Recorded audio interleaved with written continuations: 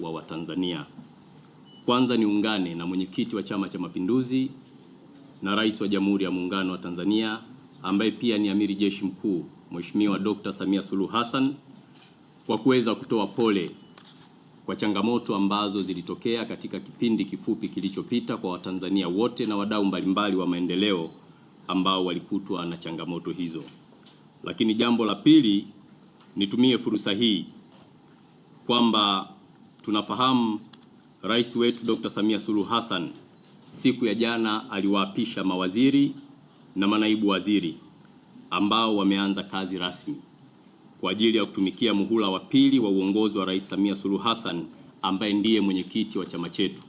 Lakini pia nitumie fursa hii kumpongeza Rais wa Zanzibar na mwenyekiti wa Baraza la Mapinduzi Mheshimiwa Dr. Hussein Ali Hassan Mwinyi kwa ushindi mkubwa pale Zanzibar.